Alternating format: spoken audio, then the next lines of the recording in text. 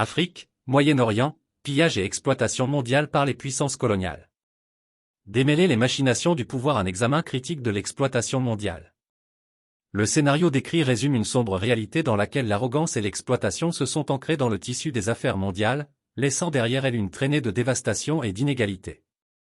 De l'Afrique au Moyen-Orient, les échos du colonialisme se répercutent, perpétuant les systèmes d'oppression et d'assujettissement. Dans cet essai, nous examinons de manière critique les dimensions historiques et contemporaines de l'exploitation mondiale, mettant en lumière les dynamiques de pouvoir bien ancrées qui continuent de façonner notre monde. L'héritage du colonialisme pèse lourdement sur l'Afrique, où des siècles d'exploitation et de mépris des cultures autochtones ont laissé de profondes cicatrices. Malgré leur indépendance, de nombreux pays africains sont toujours aux prises avec les vestiges du régime colonial, comme en témoignent les disparités socio-économiques persistantes et l'instabilité politique. La colonisation française de l'Afrique constitue un exemple poignant, les nations africaines étant traitées comme de simples pions en quête de gains économiques. Même des décennies après la décolonisation, les Français ont continué à exercer leur contrôle, traitant les Africains comme des citoyens de seconde zone et perpétuant les systèmes d'inégalité. De la même manière, le Moyen-Orient subit le plus gros de l'exploitation occidentale, notamment dans le domaine de la politique pétrolière. Pendant des décennies, les puissances occidentales ont manipulé les dynamiques régionales pour garantir l'accès aux réserves pétrolières, souvent aux dépens des populations locales. Le cas d'Aramco, dont les États-Unis sont partiellement propriétaires, illustre cette exploitation, dans la mesure où les intérêts occidentaux continuent de profiter des ressources de la région tout en négligeant les besoins et les aspirations de sa population. En Turquie, l'influence insidieuse des acteurs extérieurs est palpable, comme en témoigne la manipulation des dirigeants et la répression de la dissidence pour maintenir le contrôle des ressources stratégiques. L'accident d'avion orchestré pour éliminer l'équipe turque chargée de l'énergie nucléaire souligne jusqu'où les intérêts puissants sont prêts à aller pour sauvegarder leur domination. Derrière ces machinations se cachent des familles d'élite comme les Rockefeller et les Rothschild, dont la vaste richesse et l'influence leur confèrent un contrôle sans précédent sur les affaires mondiales. Pourtant, au milieu de ce sombre paysage, des lueurs d'espoir émergent sous la forme de mouvements populaires et d'appels à une véritable révolution. Les soulèvements de 2024 en Afrique signalent une prise de conscience collective des injustices perpétuées par des structures de pouvoir bien établies, tandis que les mouvements en faveur de la justice sociale et de l'égalité prennent de l'ampleur dans le monde entier. Cependant, pour parvenir à un changement significatif, il faut plus que de simples protestations sporadiques, cela exige un effort concerté pour démanteler les systèmes d'oppression qui permettent à l'élite de maintenir sa mainmise sur le pouvoir. En conclusion, le scénario décrit constitue un rappel brutal de l'héritage durable de l'exploitation et des inégalités dans notre monde. Du colonialisme à la géopolitique contemporaine, la quête du pouvoir et du profit se fait souvent aux dépens de la dignité humaine et de la justice. Alors que nous affrontons ces réalités, il est impératif que nous nous unissions dans une lutte commune pour une véritable révolution, remettant en question l'hégémonie de l'élite et ouvrant la voie à un monde plus équitable et plus juste. Le paradoxe de la richesse de l'Afrique juxtaposée à la pauvreté et à la souffrance omniprésente de sa population témoigne de l'ampleur de l'exploitation et de l'injustice qui ravagent le continent depuis des siècles. Bien qu'elle possède certains des gisements souterrains de minéraux et de métaux précieux les plus riches au monde, l'Afrique reste embourbée dans la pauvreté, la faim et la misère. Cette réalité tragique souligne l'héritage insidieux du colonialisme et de l'exploitation continue par les puissances occidentales. Historiquement, les vastes ressources de l'Afrique ont été pillées par les colonisateurs européens dans une quête incessante de richesse et de pouvoir. La ruée vers l'Afrique au XIXe et au début du XXe siècle a vu les puissances européennes diviser le continent, exploitant sa population et ses ressources pour leur propre enrichissement.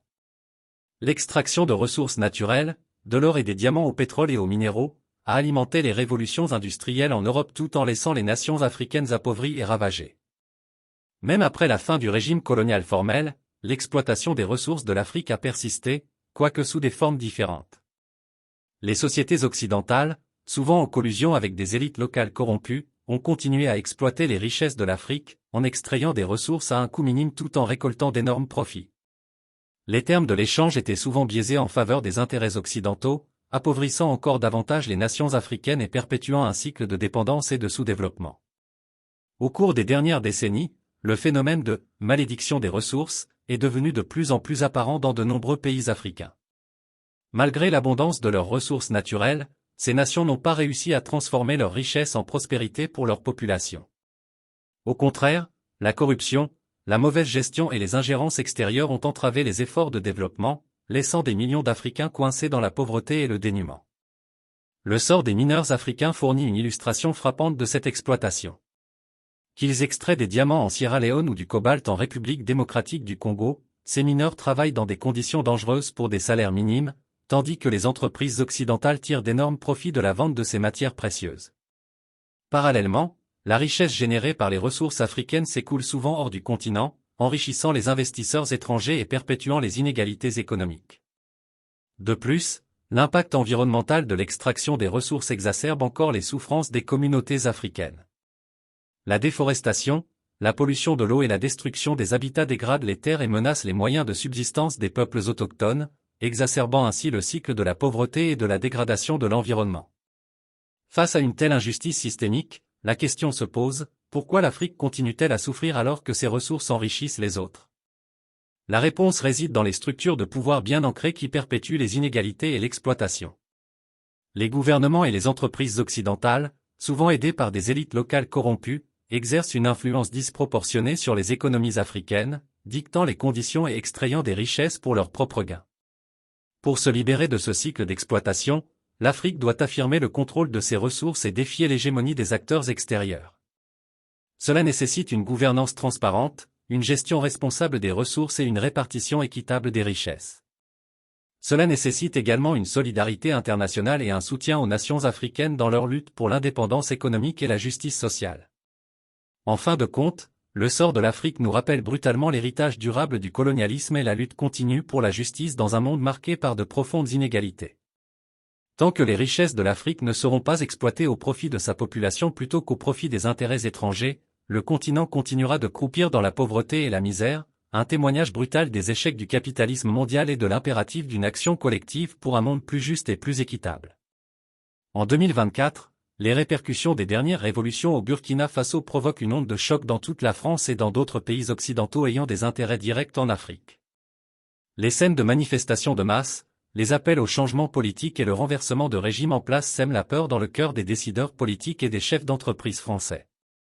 Pendant des décennies, la France a maintenu une forte présence dans ses anciennes colonies, exerçant une influence significative sur leurs économies, leurs politiques et leurs ressources naturelles. Cependant, la vague de changements qui déferle sur le Burkina Faso menace de bouleverser le statu quo et de perturber l'emprise de la France sur la région. La panique en France vient de la prise de conscience que l'ère de l'influence française incontrôlée en Afrique touche peut-être à sa fin. Alors que le Burkina Faso connaît un réveil politique, d'autres pays africains pourraient emboîter le pas, contestant la domination des puissances occidentales et exigeant plus d'autonomie et d'autodétermination. Cette perspective terrifie les décideurs politiques français, qui craignent de perdre l'accès aux vastes ressources et marchés de l'Afrique, ainsi que leur ancrage stratégique sur le continent. Par ailleurs, le spectre de la Russie et de la Chine plane sur les craintes de la France. Alors que le Burkina Faso et d'autres pays africains recherchent de nouveaux partenaires et alliés, on craint de plus en plus que la Russie et la Chine interviennent pour combler le vide laissé par le retrait des puissances occidentales. Les deux pays ont étendu leur influence en Afrique ces dernières années, proposant des investissements, des projets d'infrastructure et une coopération militaire en échange d'un accès aux ressources et d'une influence géopolitique. Pour la France, la perspective d'être supplantée par ces puissances émergentes est un scénario cauchemardesque qui menace ses intérêts économiques et sa position géopolitique. En réponse à la crise qui sévit au Burkina Faso, les décideurs politiques français se démènent pour élaborer une stratégie visant à protéger leurs intérêts en Afrique. Ils peuvent recourir à des pressions diplomatiques, à des incitations économiques ou même à des interventions secrètes pour maintenir leur influence et contrer la montée des puissances rivales. Cependant, la réalité est que le terrain bouge sous les pieds de la France et que les anciennes méthodes de contrôle pourraient ne plus suffire face au mécontentement populaire croissant et à la concurrence géopolitique. En fin de compte, la panique en France reflète une prise en compte plus large de la dynamique changeante du pouvoir en Afrique et dans le monde. Les dernières révolutions au Burkina Faso marquent une nouvelle ère d'action et d'affirmation de soi de l'Afrique, remettant en question la domination bien établie des puissances occidentales et ouvrant la porte à de nouveaux acteurs sur la scène mondiale. Alors que la France est aux prises avec la perspective de perdre son emprise sur l'Afrique, la question demeure, la fête du néocolonialisme français sera-t-elle terminée, ou trouvera-t-elle de nouveaux moyens de maintenir son influence dans un monde en évolution rapide ?